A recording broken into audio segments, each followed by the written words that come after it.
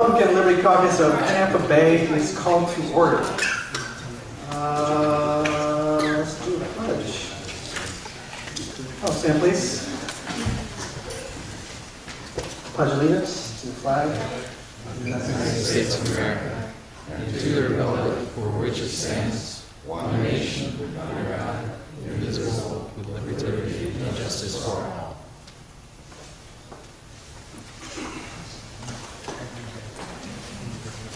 And now a word from our founders. I would rather be exposed to the inconveniences attending to much liberty than those attending too small degree of it. Thomas Jefferson, letter to Archibald Stewart in December 23rd, 1791. Great. We have several VIP and candidates here. Unfortunately, we didn't have a sign-in sheet for them. I will shoot off by memory here. Dan Tucker, State Committee Man for Pinellas County.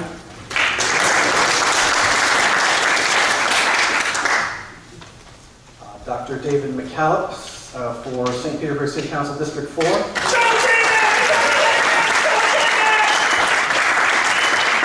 Yes. I'll tell you later. Michael Malterer? Malterer? Okay. City Council. Mr. Thomas Barnhorn, Seminole City Council. There are a few other candidates. Ed Harris? Harris. Jack Harris, sorry.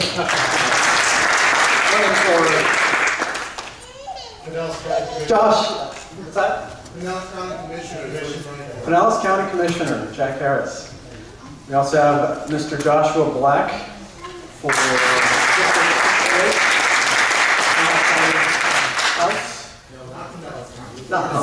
State House. Hi, I'm not running on notes here. I'm sorry. Anyone else? Lucas Overby, District 13 Congress. Raise your hand if you're a precinct committee man or woman. Not bad. Hey.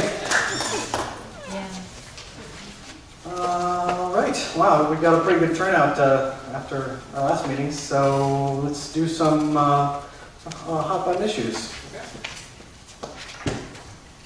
So we're going to go around the room and introduce ourselves and basically give a real brief 5 or so words of what your hot button issue is. Please don't be offended if I interrupt you. I know there's a lot of us here that like to get on the soapbox a little quick and easy there. So if you start to do that, I will interrupt you and so we can get to everyone here. We got a lot of speakers that are going to talk today and we want to make sure they have the time allotted to them.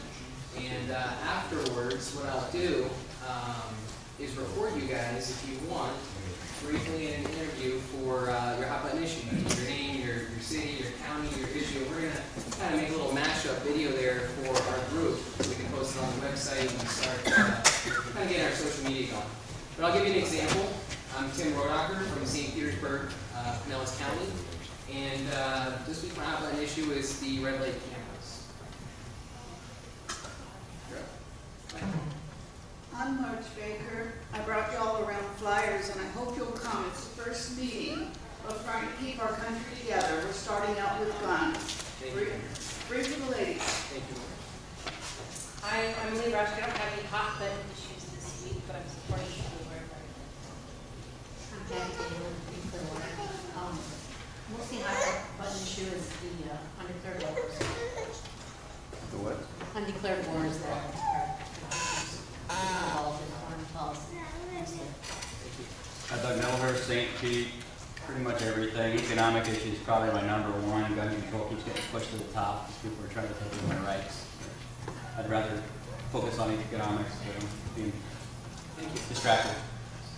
Hi, Paul Foss, Hillsborough County or Tampa, and I guess Sound Money, Federal Reserve. Austin Clark, Pinellas County, state dependency on the federal government. Wow. Peace, you have an idea. Barclay Dean, Pinellas County, yeah, small government and keep government is a very, levels of government separate from one another would be one of my real hot button issues. But since he doesn't want me to pontificate, I won't go. Dan Tucker, and my issues is the federal government intrusion on the rights of the individuals. Malterer, St. Petersburg. This is my first time here meeting. Basically, being faithful and fidelity to the Constitution. Thank you. Carol Fox, St. Petersburg, freedom and small government. Joshua Black. My hot button issue is the personal responsibility versus the manning state. I'm Dave Kovar. I'm from Safety Harbor. This is my first meeting. I get to listen. I'm Peggy Stone, and my hot button issue is the unconstitutional laws that are being oppressed on us. Thank you.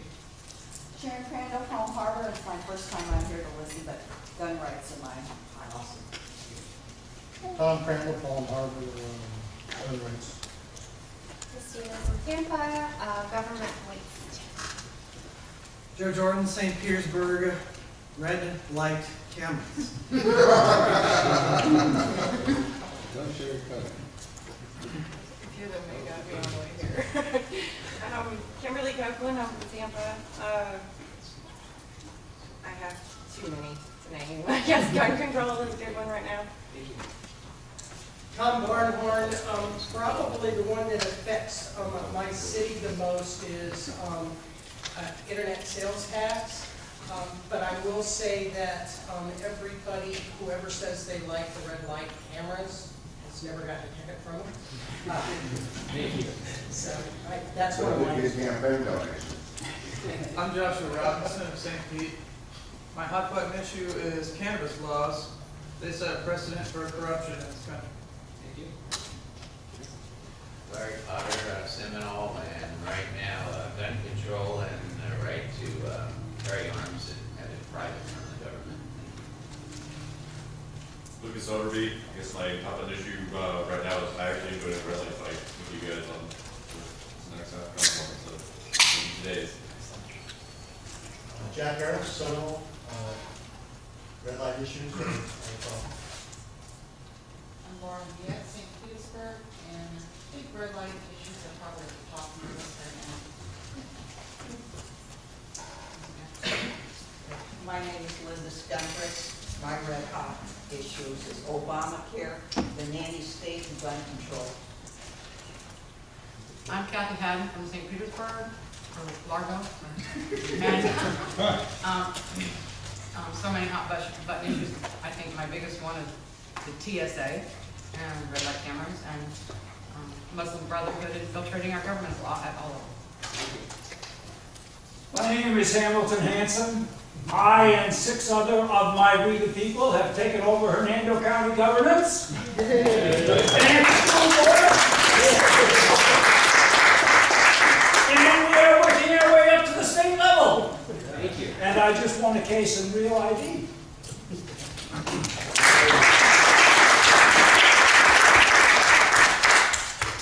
Hitters, my hot button issue is I won't be able to duplicate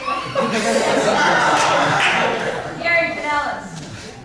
Every Pinellas we'll get it done. Tristan Berry, I'm in Largo, and my primary issue is the unfair advantage of incumbency. Brett Fox from St. Petersburg. It's my first meeting, and I agree with so far everything I've heard. Hot button issue right now at the forefront of my mind would be red light cameras and gun control. Welcome. Matt Yoder, St. Petersburg, and red button issue is citizen ignorance. And I think that we can actually do something to educate the citizenry to become more, inspire them to become more active. I think that should be a big priority. David McKalip, St. Petersburg. My hot button issue is restoring government back into the control by the people.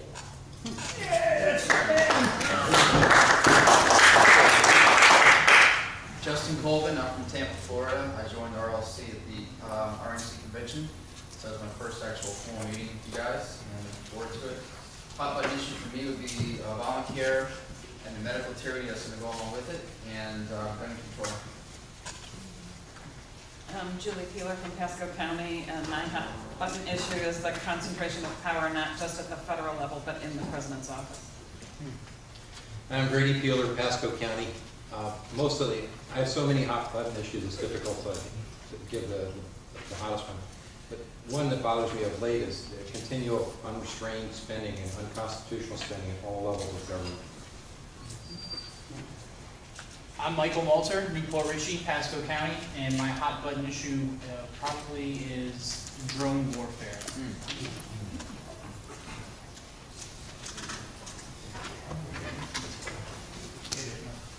Yeah, Jim Dobbins, Treasure Island. Hot button issue is helping candidates win and 50-50 tickets. $1 a piece or 10 for $5.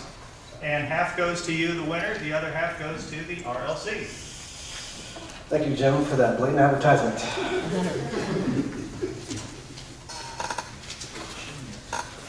All right, we're not going to waste any time today. We're going to jump straight to our honored guests, our candidates. We have 3 in-house, I believe. How it's going to go is we're going to give each candidate 10 minutes to do whatever they want, say whatever they want, and take questions for as long as they want. So it's pretty much freewheeling. We would ask that RLC dues-paying members have first dibs on questions. So if you're not a dues-paying member, you don't see anyone raising their hand, then you can jump in with yours. We appreciate it. Where do you pay your dues? Go see our membership director, Theo. Yeah. If you want to do it right now, you can try to get it in before. Before questions start. We'll grandfather you. Okay. All right, our first candidate is Dr. David McKalip for St. Petersburg City Council District 4.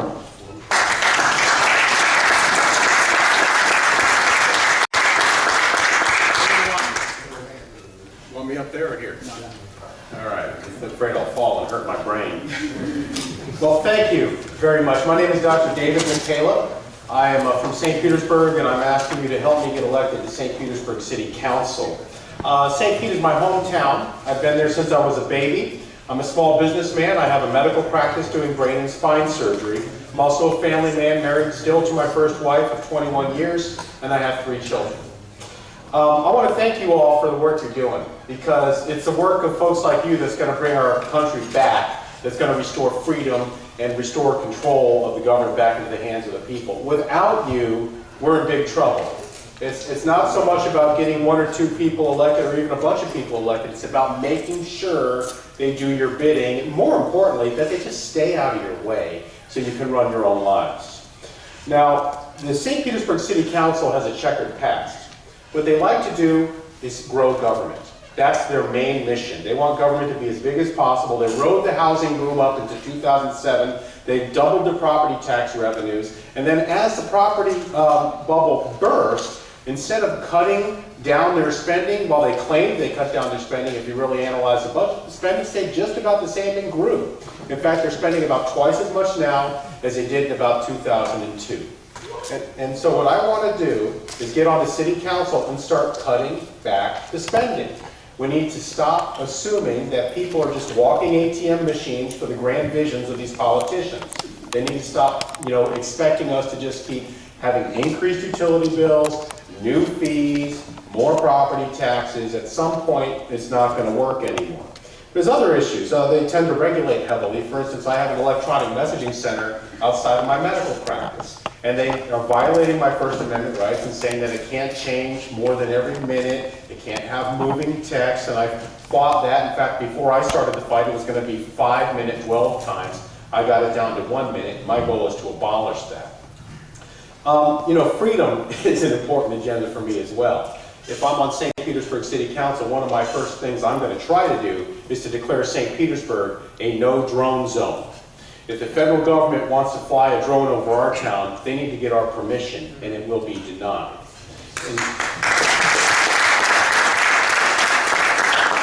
In addition, the surveillance cameras that are left over from the Republican convention, those can go right into Tampa Bay for all I care, or we just get our money back. How's that?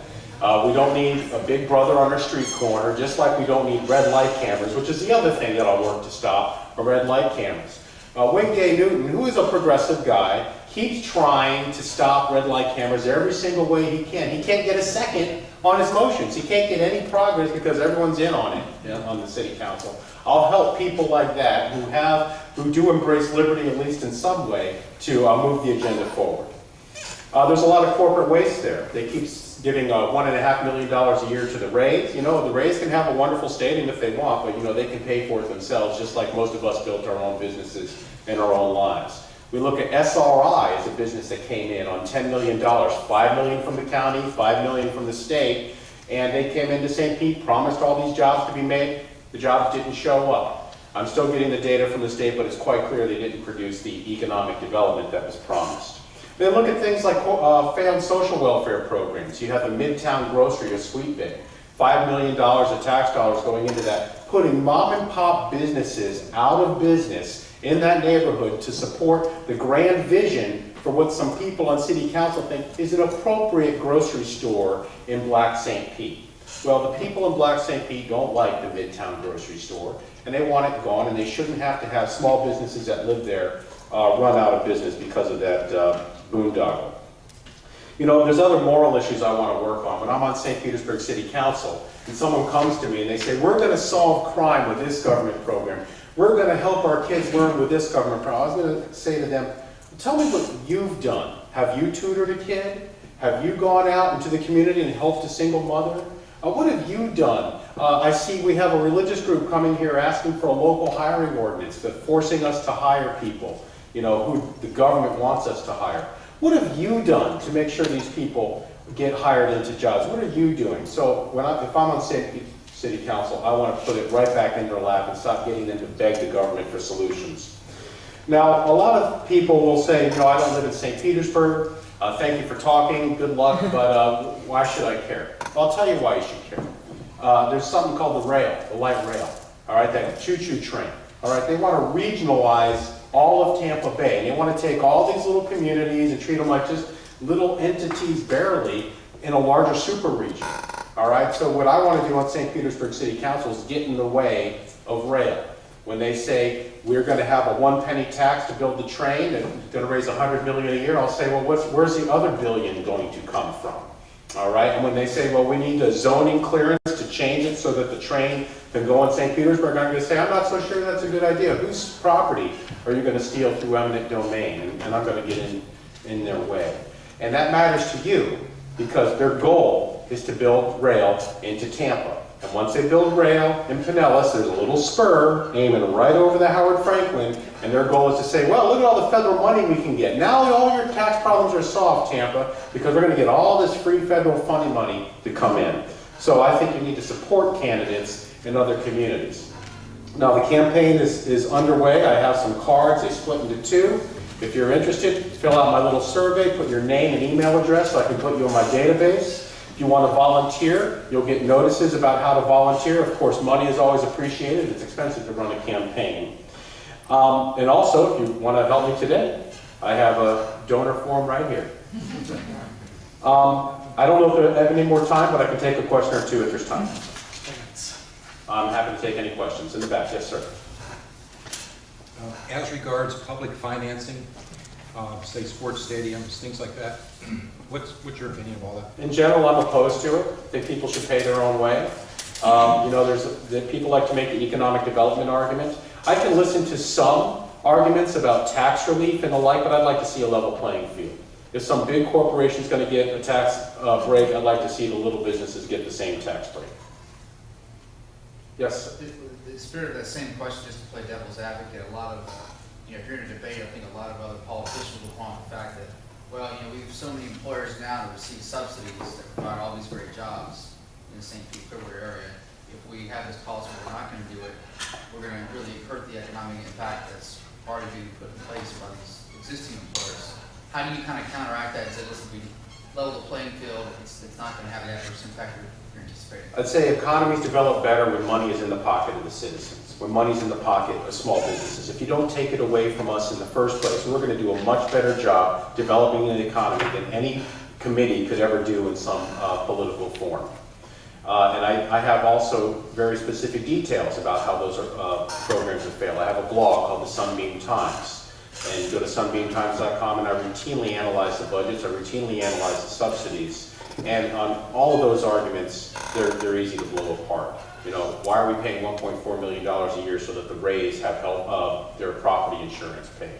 Why are we helping SRI? Why are we giving money to Midtown Grocery so that the small business owners are put out of business? Yes, sir. What's your position on the Lens Project? Do you believe that the citizens of St. Pete have a right to vote? I think there should be a vote. I'm not a big fan of the hometown democracy model. I'm more of a Republican form of government. However, when it comes to a big project, like the pier or the stadium, I think the citizens need to vote, but it needs to be a real vote. It can't be some rigged ballot question that the outcome is always going to come out the way the politicians want it. Now, as far as the pier itself, it's a pretty art project, and they had a process and they had a way to get it done, but who's paying for it? All right, the subsidy now for the pier is $1.2 million a year. The subsidy minimum for the new pier will be $600,000 a year, and I guarantee it's going to be higher than that. All right, here's what I would propose for the pier.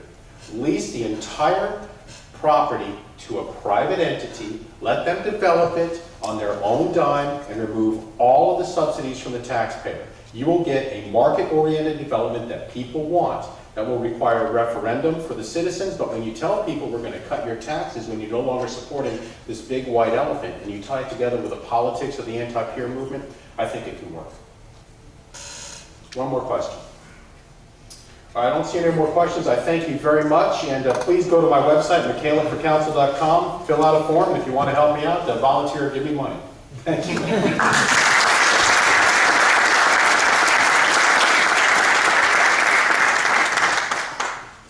Thank you, David. Next up, we have Michael Malterer of Newport Richey City Council.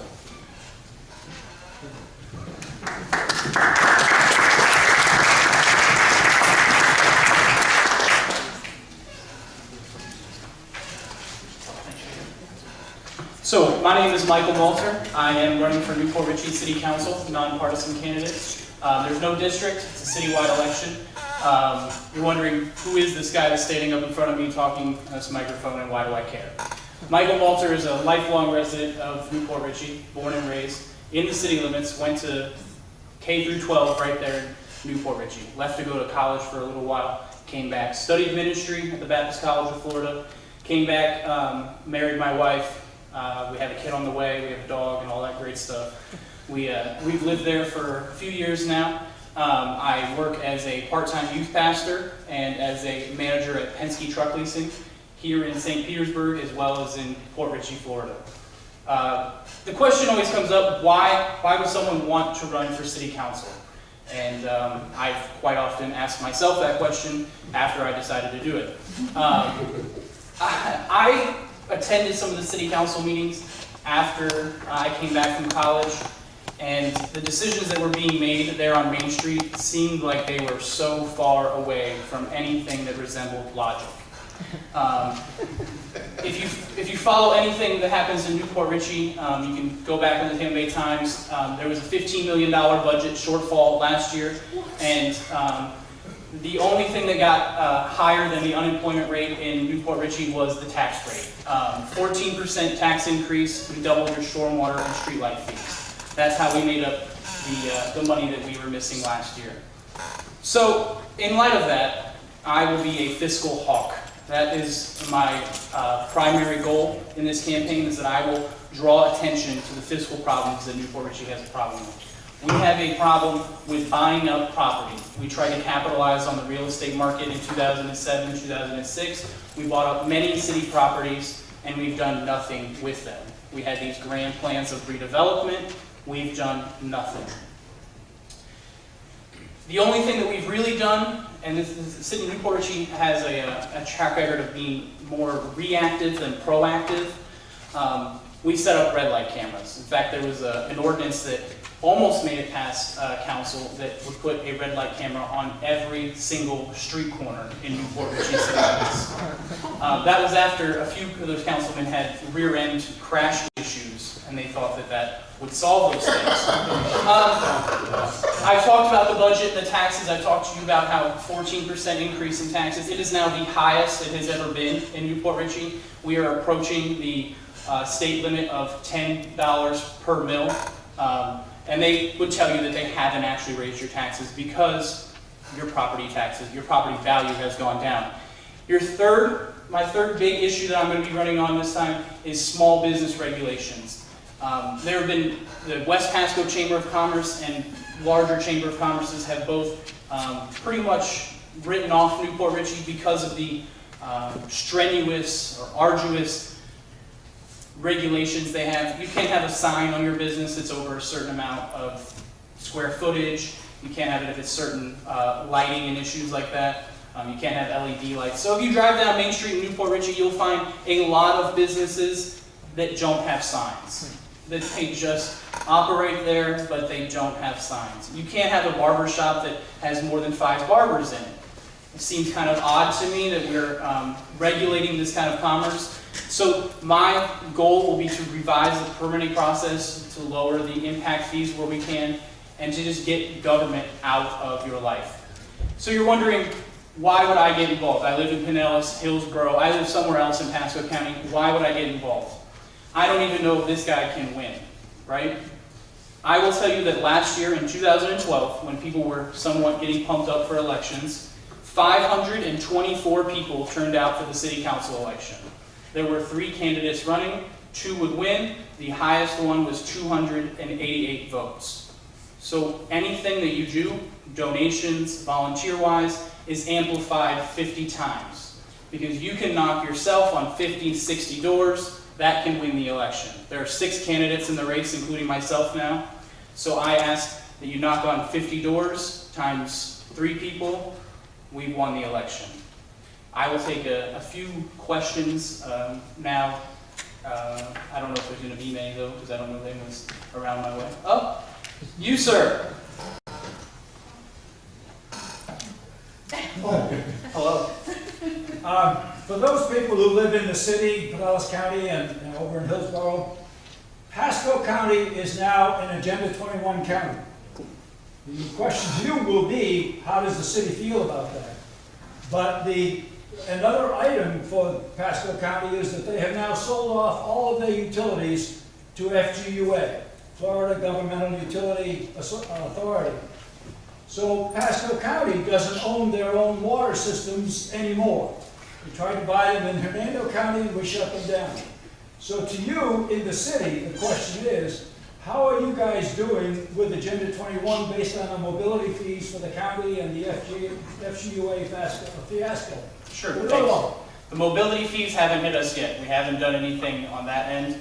But I will tell you that Agenda 21, the keywords are being brought up. The sustainable development, those kind of words that you hear, those are being brought up. And we are in a time of redevelopment in Newport Richey. The city has bought these properties. And it seems like the thought process or the conversation is how can we have the government lease these properties to private individuals. So as of the moment, just the words are being thrown out.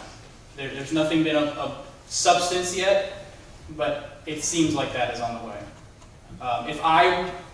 If I were on city council, I can guarantee you that I would be an advocate for putting those properties back in the private sector's hands. Not only will we be generating the tax revenue off of those things, but the development will happen in a way that the people want and in a time frame that the people want. You said that you said that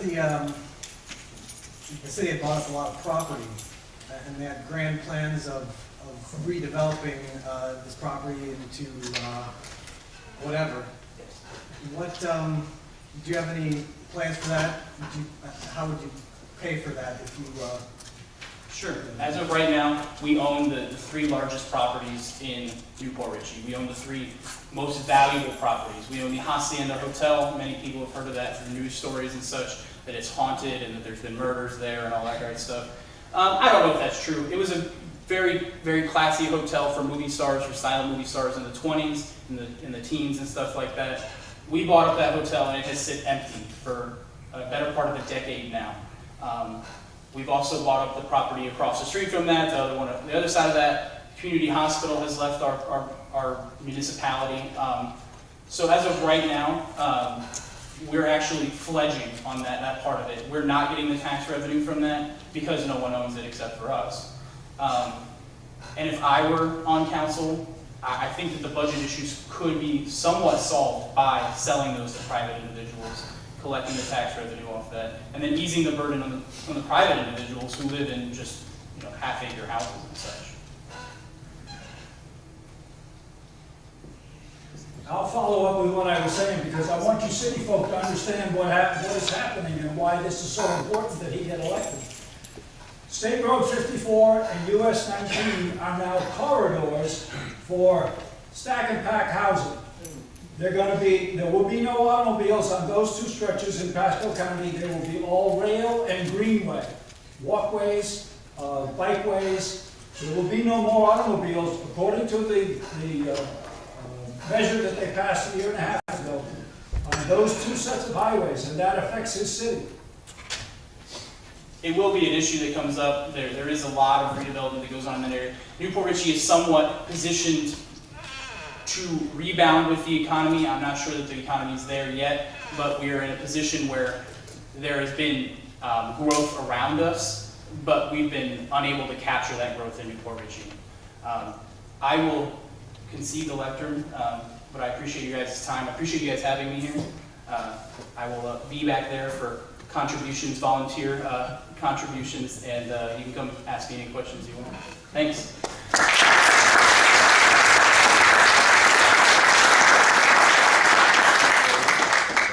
Thank you, Michael. Next up, we have Mr. Thomas Barnhorn for Seminole City Council. Incumbent, I believe. That's right. I'm one that is an incumbent. Thank you very much. Thank everybody for having me here. I wanted to come learn a little bit more about this group as well. Tell you a little bit about myself. The reason I'm here, well, part of it is to learn about you. The other part is I would love to get some new votes. Now, having listened to everybody's introduction, there's two people in here from Seminole. One I know is in the county. So I could possibly get one vote, I don't know. But I would tell you that you know somebody who lives in Seminole. So if you like what I say, if you like what I stand for and represent, please tell your friends. The biggest way a person can get elected is word of mouth, friends, and the old grassroots formation. It isn't by how much money you raise, and it isn't by that at the local level. All government starts at the local level. If there's a pothole on your street, you don't call a senator, you don't call a congressman, you call me. And you say, why is there a pothole on my street? And I've got to go out and I've got to fix it. And that's the type of government that I look at when I look at the city. As to people who are non-incumbents and they are running, when I first ran 7 years ago, I've been on the city council for 2 terms and appointed one in between. The one way that I got on council was knocking on doors. When I ran 7 years ago, the average city election in the city of Seminole, we have 9,000 registered voters. There was an average of 600 votes that came out. Okay, 350 per person would win it for the 2 that were on the ballot from the time before as was said. And the other person hoped to get a couple. When I ran, Ann Lindbergh from the St. Pete Times apologized to me when I won because she didn't get my phone number. She didn't think I had a chance because non-incumbents don't win. But I went out, I ran on 2 simple things. Things that the government should be involved in. Library hours. Our library closed on Friday at 2 o'clock in the afternoon. Okay, and it was closed until Monday, and then it was open from 8 to 5. That makes a whole lot of sense for anybody who works or has a family and works. So there was a real legitimate need there. Our rec center did the same thing. So the recreation center that was there for the youth and for the families was not available to the working family. I found out the complaints and how many people didn't like that when I knocked doors. The election time rolled around, I won with 1,100 votes. Whoa, yes. Okay? The incumbents each had 220. Okay, so you can get and you can offset encumbrance, but you've got to have a reason to do it. I don't believe in term limits on city level. Why? Because we go out, we build relationships. It's taken me 7 years. I have relationships up in Tallahassee that I built where I go up and I say, hey, our city needs this, and I can do that. And it took me 3 years just to get in the door up there, and if I had a term limit, by the time I got in the door, I'd be done. So at the local level, that doesn't work. There is term limits put on us. What I did to one of the other incumbents when I ran, okay, I went out and had him outvoted. Okay, so there is term limits there. As far as the red light cameras go, because I've heard a bunch of people talk about that, and I told you until you get a ticket, everybody's fired on councils and cities. They have passed the first set in the House committee passed to repeal the red light cameras. It's got to go 3 more times up for vote. So call your state representative, your local office. Okay? Turn around and call your senator, your local office, and say, I am against this, please, because they go by what they hear. And I would recommend that there's all kinds of farm letters out there that you can send, but once they get more than 3 that have 95% of the same words, it goes in a separate bucket, and the guy never even sees them. So you can send 150 of the same exact email, and they'll see 3. Okay? Now the bucket has a counter on it. So what you've got to do is you've got to make sure that if there's 100 words in there, at least 10 of those words are different. Okay, so if there is that letter, have that minor change. Otherwise, they won't see those. I found that out because Representative Ahern is a personal friend of mine. And I sent one from the league, and he goes, well, you don't even get those. And I said, what do you mean? And he kind of explained it to me. And I'd never heard that, and I've been sending these form letters forever and getting everybody to send them, and they've been going nowhere. As far as what we are responsible for local, what we do as a local representative is taking care of safety, the health of our community, and the welfare. I increased recreation hours. I looked at the youth. I said, we've got to have that. We have to have it available. We also are responsible for safety. We have the best fire department in Pinellas County. Okay, we service the county area within our area as well. And I would tell you, we use the sheriff's department. We use them as our policing service because of economics. We don't have to support the fire or the police station. We don't have to support and buy all the cars. We rent them. Okay, they service us. They actually work for the city. We have designated officers. Every city that uses them does. And then welfare comes in, and that's a little bit of the moral debate of what's right and what's wrong. Within the city, my #1 charge, and I look at it as being fiduciarily responsible for my taxpayers' dollars. You send me $1 and I've got to use it. I want to know where it went. I want to know how it was spent. And I want to make sure it was done for something good. And that's part of the reason on the city council 4 years ago, and it was under my spearhead, that we passed an ordinance that says if we have any activities inside the city, not a dime of taxpayer money will go towards that. It will all be funded by the public, whether it's a business, whether it's individuals. We haven't lost that availability. We probably have one of the most hometown feels. In September and October, we have music in the park. Down at City Park, everybody comes down, they listen to concerts put on, doesn't cost them a dime. Fire department shows up and serves 50-cent sodas, $1 hot dogs, and $2 hamburgers. People can, take a family of 4 out for under $20 and have music and a show, and the kids can play. Those are the kind of things, and they're not put on at taxpayers' expense. They're put on because we got committees together that were able to go out and knock on a business door. My business supported one of the nights of music in the park, okay? And said, look, we need your help, we want your support. And that's how we do it inside the city of Seminole, where a lot of taxes have been going up and a lot of budgets have been going up, and they do a thing called the rollback rate, and they say we're not raising taxes because we have the right to raise it to what we would have had last year if the taxes hadn't dropped. We've never done that in our city. In fact, we've shaved off 10% of our budget from the city council since that law went into effect 4 years ago. So I would challenge you that most cities can do that. They can shave their budgets. But it's a matter of whether they are willing to or not. We just bought a new city park. We're going to be building it. It's on Park Boulevard, right across from a gas station, Hess, and Home Depot. That little strip right in there. We bought that with federal dollars. Okay? Well, actually, 70 cents out of every dollar we spent was federal dollars. We paid 30 cents on the dollar for the property. Okay? And we have grants from the state of Florida. We have grants from private institutions to pay for a kayaking setup to go inside there, and also for recreational activity. So once again, it's not going out and telling the taxpayer, hey, we want to give you something, we're going to cost you money, because I don't believe that's our job. Our job is to be frugal with that money. As far as anything else, I'm going to let you guys ask questions, because as I said, you know, I'm from the city of Seminole, and I don't know if you can vote in the city of Seminole, but county, see, that's what I'm talking about. And within the city, with the exception of our rec center, which they used to, because the county used to have it in their budget, everything else is available whether you live in the community of Seminole or the city of Seminole. Just the rec center is not. Now, any questions anybody has? Yes? What is your idea about reclaimed waters, and how are you trying to protect the citizen of your city when the mineral rights, when the legal term being used, the reclaimed water, that water is a natural flow, and that company providing the water, they have an easement to the minerals. And if 7 years from now, they have a right to sell that mineral to some private entity.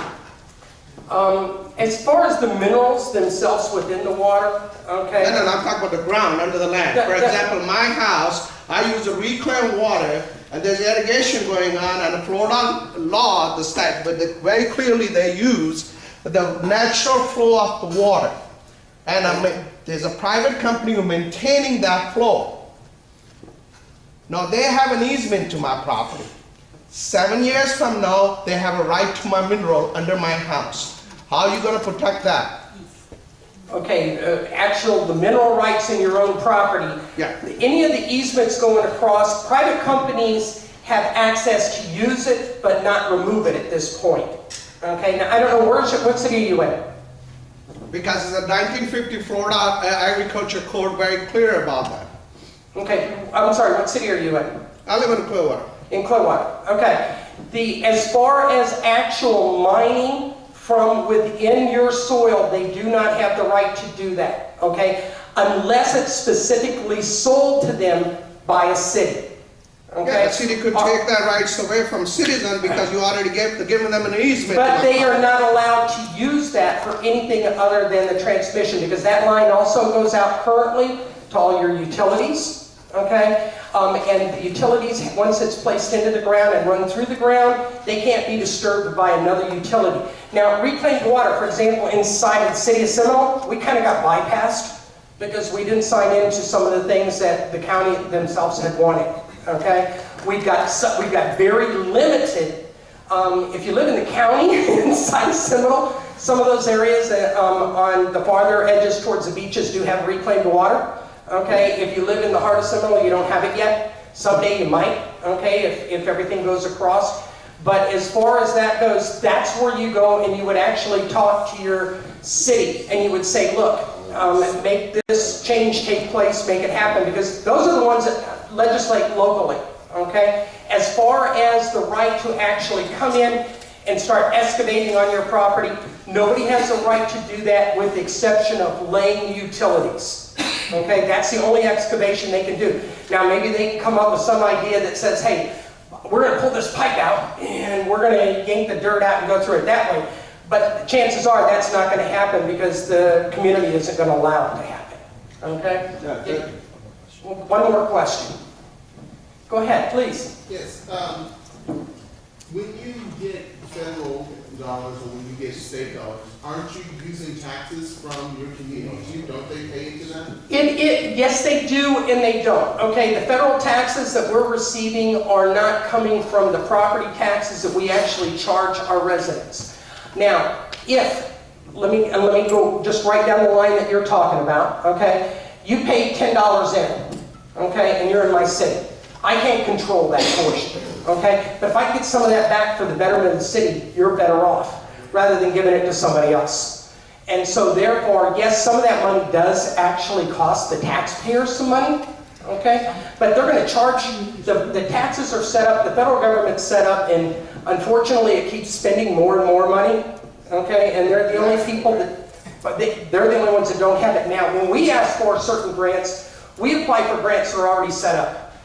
We don't go out and look and say, hey, here's an idea. For example, our rec center, we just replaced the air conditioner. Okay? That was part of the Community Development Block Grant for energy efficiency. Okay? And there was a grant that was set up in the federal government to turn, and they funded it completely. And they said, now please apply if you were going to be using energy efficient methods such as this right here. Therefore, we were able to put a new air conditioner in because of that. Now, do I think that that was necessarily something I would vote for on that level? No. But if it's already there and they've already taken my money, I want to get as much back from my residents as I possibly can. If they're taking money out of your pocket, your pocket, your pocket, and your pocket, I would like to see some of that come back home. I mean, just for your own good. Now, maybe you can say, hey, well, why don't they just not take the money out of your pocket? Unfortunately, we don't have that kind of administration right now. They are going to continue doing that. My daytime job, I'm a financial advisor. I'm painfully aware of it. And every day I'm worried about what they're going to say in Washington as far as spending or lack of tax cuts, because my market goes up and down based on who opens their mouth in Washington right now. And I thank you very much for having me here. If you have any other questions, I'll be around afterwards. I'll be happy to answer them. Thank you.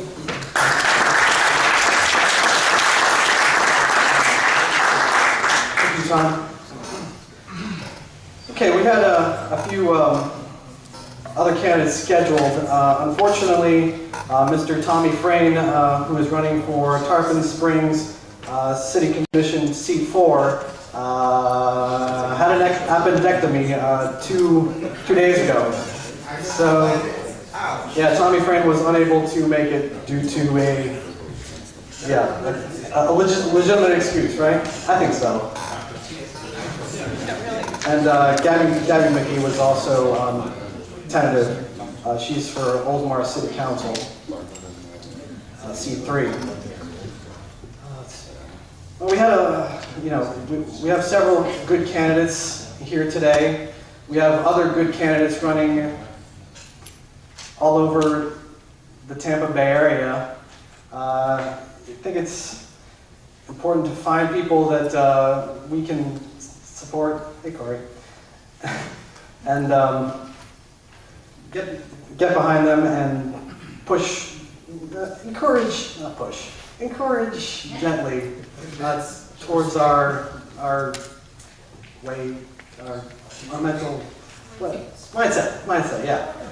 The best way to get involved is to do whatever you find most enjoyable, because it'll be something that you can sustain in the long term. Some people write articles. We have a website, libertytampabay.com, where we're looking for anyone that wants to compose liberty-leaning articles.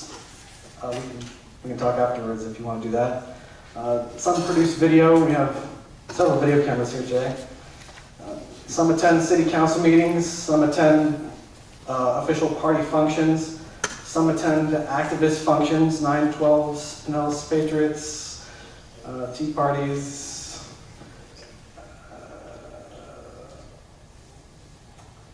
Some attend local neighborhood meetings. Some just talk to their neighbors about issues that matter to them. The important thing is that you do something that you can continue long term, rather than go to 6 meetings in 1 month, do everything, get burned out, and never show up to anything ever again. Find something that you can sustain over the long term. If it's 1 meeting a month, 1 every 2 months, making a point to talk to a neighbor about something political. Anything that you can sustain over the long term is more important than getting it all done in 1 month. Because as we all know, this is a very, very long-term process. But I'm optimistic, especially looking at this crowd today. We have a unique opportunity here in the area. The ideals of liberty widely appeal across the political spectrum, and as we've observed, the GOP establishment is in somewhat of a tailspin with, in my opinion, little hope of recovery with their tired approach. Now is the time to start talking about a different approach to governing, an approach that is fundamentally bound to the concept of freedom, prosperity, fiscal responsibility, and good common sense. It's time for us in the Liberty Movement to collectively strive for a more professional, logical, and fact-based approach with those who would like to recklessly continue our current path. There's plenty in the political mainstream to discuss without jumping on the latest conspiracy theory or fringe talking point. Something you heard from someone who said it was radioactive, that kind of thing. Just focusing. There's so many things to focus on that's mainstream and in the news. There's no need to isolate ourselves with any kind of outside mainstream talk. So let us think strategically, speak calmly, factually, and purposefully, and prepare for any responses that any spin our political opponents might put on our arguments.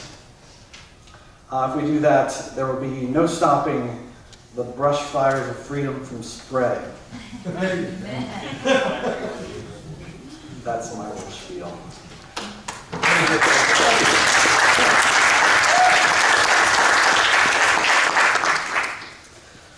Well, as you know, we have a leadership team here of sorts, and we're going to do some office reports. We have some interesting stuff going on. I'm going to hand it off to Tim Berlocker, the vice chair here. All right, so for my report, just so you know, we are looking into various types of merchandise, different type of promotional materials. Some of the things we're looking at are pretty simple, right? Like t-shirts and bumper stickers, pins, buttons, that sort of thing. I have been trying to source those items out for people who are in our group. So if you guys are part of the Liberty Movement and you are interested in helping us get a hold of those materials, come and see Joe or I after the meeting, and we'll see what we can do.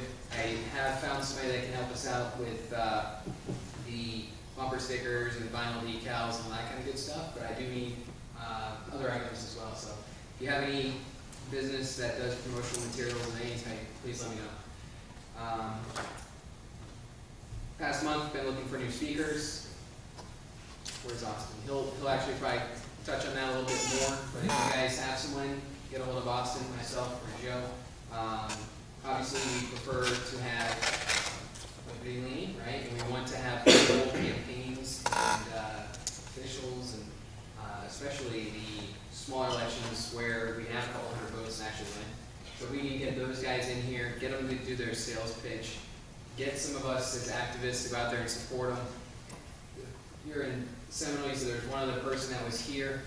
That doesn't mean that we can't all drive 5 minutes to Seminole and help him out if we decide to support him, right? So it's a very, I mean, sprawling as Tampa Bay area is, there's so much of it that you can get to within 10 minutes. You can help these guys out. Doesn't matter if it's Newport, Richey, South St. Pete, you know, 5 minutes there. Social media, we bumped it up a little bit with our social media. We do have Liberty Tampa Bay with its website, with its Facebook page now, with its group. We have a Twitter account. The RLC of Tampa Bay also has their Facebook page and Twitter account now. We're going to be starting YouTube accounts as well, so we can have some videos. Videos that we are taking today with different candidates speaking, we're going to chop those up and put them on the website so people who can't make the meeting can still see what was discussed. So that'll be available as well. So please check out our website. I did hand out my business card. It does have the website on there. That's why I handed that out. So please go to that. It links you to all our events as well as our different Facebook pages if you're not aware of those. We do also have meetup groups. I know some people here don't like the social media. They don't like the privacy issues. We do have a meetup group as well as the website that you can go to that should keep you a little bit more private than Facebook will. That's all I have. Thank you, Deb. Our membership director, Theo. All right, hello everyone. I missed the hot button issues, but I'm the membership director, Theo Reardon. We were passing out these flyers here. If you didn't get one, make sure you grab one. If you want a few extra to give your friends and family, go ahead. This is on the ban red light camera bill that's making its way through the House committees. It just passed the Economic Affairs Committee, and now it's moving to the appropriations. These are the 26 members that are on that committee. Unfortunately, 14 of the 26 have received campaign donations from the red light camera companies. And if it's any indication, in the last committee, everyone that received a donation voted no on the bill. So we've really got to put the pressure on these guys. You'll see the stars next to their names. If they've received the donation, there's a 1 next to their name. They voted no in the last committee, so they need some extra motivation. And then if you see a 2 next to their name, they voted yes. So they did vote yes. That doesn't mean they'll vote yes again. So maybe just thank them for their vote, reassure them that you support their decision. Also through the Florida legislature is an anti-drone bill that would require a search warrant or other circumstances. That's something else. We're going to prepare an action form that you can do something on, and this will be up on our website and social media so that you can print these out yourself. Question? I haven't understood. It must pass through all 3 of these committees and then go to the floor? Yes. So any of these committees can kill the bill, unfortunately. It has to be and all 3. Then it has to go to the Senate. Yeah. Right, which is another. We got a long way to go, but I mean, this is good practice before we get to bigger issues like Obamacare, NDAA, nullification. Those are all important issues that we'll be facing and that the state can do something about. As far as our membership goes, we are working on a membership survey still to find out what issues are most important to you all. If anyone knows of any free survey software, where, I don't want to have to send out a 10-question survey because we don't want to pay an expensive fee to use it. So if you have any of that, come see me afterwards, and we'd love to utilize that. And also, we do have an idea of planning kind of like issue committees. If you are interested in a particular issue and you want to take leadership with that, the idea would be that first you educate yourselves and anyone interested in that idea, doing research on the topic, finding out what you can do, what we can all do. Next step would be informing not only us, but the public and the Florida citizens on the issue. And then third would be what actions do we take to make something happen. So if you're any particular issue that you want to take a leadership role in, come see me, and we'll try and pull together a group for you that also shares the same interests. Thank you.